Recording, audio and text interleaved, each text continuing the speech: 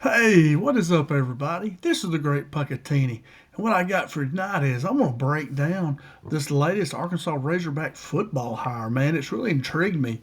This guy's going to be our new football GM, and his name is Gaizka Crowley. I haven't heard anybody pronounce that name yet. I can say Crowley, but Gaizka. And I thought, oh, okay, yeah, so we're hiring a new GM, football GM. Probably one of Silverfield's buddies, and he's just trying to get him a job, and he'll help recruit. And I looked into it a little bit, and I was like, man, he don't look like a recruiter. He looks like an offensive line coach, kind of like Eric Mateos maybe or something like that. He had that look like an offensive line coach. I said, he don't look like much of a football GM or a recruiter. And so I was like, I'm gonna look into this guy a little bit more. So, and what I found, man, is very interesting. This is stuff that it really is interesting to me, and I think this could be a huge hire, maybe the best hire that he'll do, the best player. I think this guy could really make a difference for Arkansas Razorback football, and if it's what I think it's going to be, I mean, Silverfield really needs to have a pat on the back, for doing this, and I'll show you why. I mean, when I got to researching this guy and the success he's had, the teams have had that he's worked with, it's eye opening, to be honest with you. And really, it's almost kind of like that Moneyball stuff, that movie Moneyball with and baseball and Billy Bean and building their team and all that. It's kind of along that line almost, a little differently, but really interesting stuff here. So this is a breakdown of Crowley's resume, his roles, and team performance before and after his influence. I think it's very important to show how they were before and then after, and it's very interesting. So come with me. Let's check it out. Let me show you.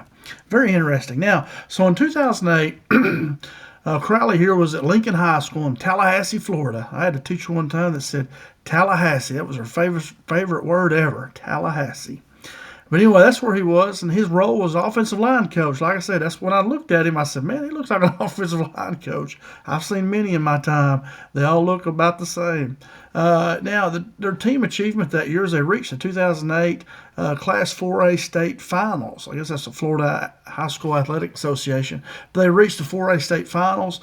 And the impact of that on him, it gave him early coaching experience, a foundation for player evaluation and development. So that's kind of where he started coaching. And then from there, it seems he jumped into this company, XOS Digital and Catapult. And, some of that, which is his early analytics career, is where they strap those things on players, tell them how fast they're running. They do all this digital stuff. And I've read or heard stories about where they're doing that with soccer now.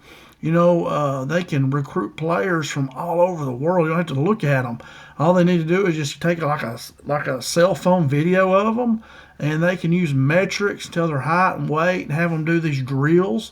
And they tell them how to set them up. And I've heard where it's found like crazy, like, I hate to say this number, but like 60,000 athletes they're finding soccer players out in the middle of nowhere, and they're playing for their country. It's crazy the stuff they're getting into now. And apparently this is what Crowley was kind of into with this XOS Digital. His role there with this company was personnel technology and film systems analyst. His focus was on building technology workflows for roster evaluation and scouting. And listen, this guy's the one that built these workflows, okay? I mean, so if you want to hire anybody that knows how to do this, it's him. He is the guy. He's built them for roster evaluation and scouting. I mean, he knows how to do it. And this impact here on his career gave him a strong background in analytics, film breakdown, and digital infrastructure, which I think is very, very good because, you got to have, and that's what I liked about Moneyball. They said those scouts and they're talking about, he's this and that, and then Billy Bean says it don't matter. What's his on base percentage? What's this? What's that? It don't matter if he looks good. Can he play? And I've been saying this. If you watch my videos all the time, you got to have a certain height and a weight in speed to compete in the SEC. And if you don't have that, they shouldn't even really be recruiting you. And that starts, and there's other things too they can do have these computer evaluate them and their movements, and that's what they're doing. The soccer thing I've been reading is very, very interesting to me, that they can do that. And it looks like Arkansas is going to be one of the first ones into this. I mean, they're hitting on the new end kind of here at the beginning stages, and a couple other big programs are doing it too. I'll show you, but that's how you got to start here in this analytics. I don't believe in all the analytics, like as far as you should go for it on fourth down at the 25 and this and that. I'm a person, I take points. I don't believe all of that analytics stuff, but stuff like this, man, that's very interesting, and I think it's very new, and I think that could really help Arkansas for sure. Especially how they have to be a regional recruiting university. We're not going to get all of our players here in Arkansas. We've got to recruit the country, the world, really, and I think this is really cool. So anyway, let's keep going here. So that's where he got his early start, and he worked with a company, and he built the workflows. Cool. Now that led him to Southern Illinois. He was the personnel director there, and his role is he ran the personnel department. He made evaluation systems. He coordinated recruiting, and he built these player databases. His impact there is successful enough to earn UNLV hiring him. In UNLV that time, I don't know if it was, I should have looked into it a little bit more, was Barry Odom or who it was, but they hired him, and we know how good UNLV got here. But let's look at Southern Illinois first, their performance before and after Crowley. Now look at 2018, I think was when he first got there. They went 2-9. They were terrible. But then look in 2019 here, they went 7-5, and major improvement in year two. I mean, they went from 2 wins to 7. And then I think 2020 he left. He was already at UNLV, I believe. But anyway, they went 6-4. Really good. That's good. That's bowl eligible. Then in 21, it was 8-5. Then 22, he was long gone by then. But anyway, you see that from 2-9 to 7 and 6 wins, and then 8 wins. That's pretty daggum good, man. That's before and after right there, and that shows right there the dude knows what he's doing. Apparently, that's pretty impressive. Now, then let's jump ahead to UNLV. I think he was there from 20 to 22. My dates, I don't know if they're exactly right. It's hard to get these dates and records that, these years. Sometimes I'll just say, the 2020 season. Was that the 2021 or the 1920? Some sites do it differently, so if I'm off, I apologize, but it makes sense here. So he was at UNLV from 2020 to 2022, and he was in charge of roster and personnel operations. His role was roster construction and personnel operations. Their 22 record before improvements were 5-7, which they were not bowl eligible. But then the 23 record after personnel build inspired by groundwork laid in 2020 through 2022, they went 9-5. I mean, look at that, from 5-7 to 9-5. And in that 23 season, they were the Mountain West. They made it to the Mountain West championship game, and they played in the guaranteed rate bowl game. So going from 5-7 to 9-5, boy, it's a big jump. Crowley here helped create one of the biggest turnarounds in UNLV history, and they're still good now. With Mullen is there. Barry Odom has moved on to Purdue, and man, this Crowley guy seems to really know what he's doing, and that's not the last of it here. Then from UNLV, he goes to Western Michigan, and for one season, 2023, he was their general manager, and his focus was on transfer portal scouting, recruiting systems, and roster management. And in 23, their record was 4-8. And then I put his impact was he modernized their personnel processes, and it gave him experience as a full general manager. But then you look at 23, they were 4-8. Now look here, in 24 they jumped to 6-7. Then they jumped to 9-4, and they were the MAC champions. So look at that, man. They went 4-8, 6-7, and 9-4. We're kind of seeing a pattern here, aren't we? That wherever this guy goes, they win. I mean, and I think it's really impressive. It's really interesting. Crowley's personnel foundations contributed to this multi-year improvement for sure. I mean, if he's in charge of your your roster, your personnel people that you bring in. I mean, and you jump in your record like that. There's definitely, where there's smoke, there's fire, I think, and looks like this guy Crowley does pretty good.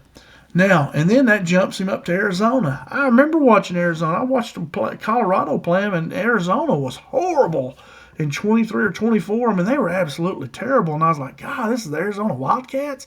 I remember growing up watching Arizona, the Desert Storm defense. Man, they were horrible, horrible. But then, here came Crowley here. He was there, became their general manager under head coach Brent Brennan. His responsibilities include roster construction, recruiting, transfer portal strategy, and analytics. And this he became one of the youngest rising personnel leaders in the Power Five here. And he had very good success again.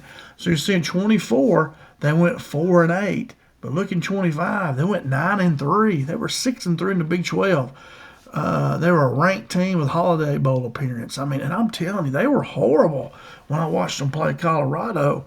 Man, that was a couple years ago. It might have been Dion's first year there. Man, they were bad. And so that was significant improvement in roster performance year over year. Crowley's personnel structure helped fuel their rapid turnaround. And I mean, what else do you attribute it to? I mean, the guy's building your roster, apparently. And whoever's building the roster should get a lot of the credit there. He's the one bringing in the groceries, So really, really impressive, man. I mean, that's really cool stuff. Now, why does this matter for Arkansas? And we had a GM, I think. We had that Cofield guy, which I thought was funny. They asked Coach Calipari, they said, "Are you going to use Cofield?" He says, I take care of my stuff. I know he knows how to build a roster. Calipari knows what's going on. He does. And he understands he needs to get to Little Rock and Hot Springs, these different places, bring his team down South Arkansas to get the whole state behind him. He understands it. These other people that have been in charge of our football program, they do not understand it. Do not. And but Calipari does. He knows how to get the whole state behind him, and he knows. But I thought that was funny when he said, "Nah, I don't need a GM. I take care of my old stuff." I thought that was cool. But anyway, so what Crowley brings is a modern, professionalized roster building approach. It's not just, hey, let's go out and recruit players and do this. It's data driven evaluation systems. I mean, should we go out and sign a receiver over a defensive tackle this year? That's some of this could be why we ran out of defensive tackles this year. We weren't recruiting like we should have been a couple years ago. We weren't getting enough players in our pipeline, or we didn't have a database of who we could go get if we lost one. And Crowley will help us do that. I mean, it's very important to do that. He has experience across FCS, the G5, and P5 levels now, and he was been successful in all three. And he should know. He'll know how if an FCS player could jump up and help us in the SEC. And it's not this crap of, oh, yeah, he looks like a player. Oh, he can do this and that. He has a lot of confidence. Well, it's like Moneyball. Who cares about that?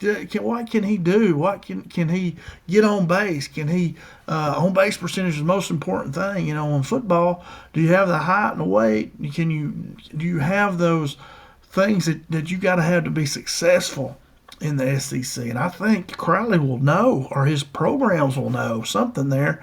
So he has proven success in helping rebuild programs. Look at UNLV. Arizona was huge. My goodness, those two there are enough. Southern Illinois, Western Michigan. He has a bunch of them where he helped them rebuild these programs. I mean, it's very cool. He will support Ryan Silverfield in constructing the SEC-ready recruiting and portal systems. I mean, wow, I'm super excited about this guy. This is an exact type of GM hire made by programs like, and listen, these programs have been hiring people to do this for them. Oregon, Texas, Alabama, Georgia. They understand. Those are some of the best teams every year. Blue Bloods right there. They understand how to win, and we need to pattern ourselves after that. And, there's clues to winning. see those clues and you do the same thing, okay? And that appears what Silverfield is doing. This guy, man, I mean, boy, I think this is a home run hire for sure. I'm super excited. I went to just thinking, a GM. But man, when you look at his success, really good, man, really good. I'm really excited and pumped up about it and ready to see what he does for us. I think it's really cool. And that's something I'd like to do. That's pretty cool stuff. But anyway, that's about all I got. Yeah, that was my last slide. And I just want to, I got to come over here to get to where I can stop it. And this is my YouTube page, but anyway, it don't matter. But I just want to thank you guys for watching and for spending time with me. If you like this video, please hit that thumbs up button and subscribe. And you see there I got 353 videos. All of the players we've just signed in football, I've got breakdown videos on all of them and actual videos of them playing. All you got to do is search for their name, and you'll see my video breakdowns of them. And I make videos about every day. You see, I have 353 videos, and I try to do one every day. And then hit that bell. Click that bell so you get notifications whenever I post a video. And like I say, thanks so much for watching. I really appreciate it. Thanks for spending time with me. And leave me a comment. I love comments, man. Y'all teach me so much reading your comments. I mean, like Brandon Ford here, somebody, I don't know if it was his dad or brother or somebody, sent me a video of his senior year, and you talk about you can look on my I think it was on my X accounts where they sent it to me, and man, you talk about a good play. Look at his senior year highlights, even better than his junior year. Wow, he was really good as a senior. So anyway, leave me a comment.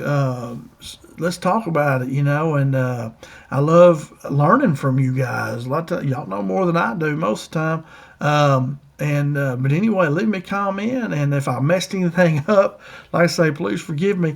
It's hard on those records and years; they get kind of confused, and I try to sort it out as best I can. But man, this Crowley guy, I'm really impressed, and I think it was an absolute home run hire. Wow. But anyway, thanks so much for watching and hanging out with me. And like I say, please give me a thumbs up, subscribe, and click that bell. And come back often. Come back tomorrow, see what I got. Leave me a comment. Leave me a message, I'd love to talk with you. And anyway, so just thanks so much. And have a great day or a great night whenever you're watching this. And see you soon. And as always, go Hogs.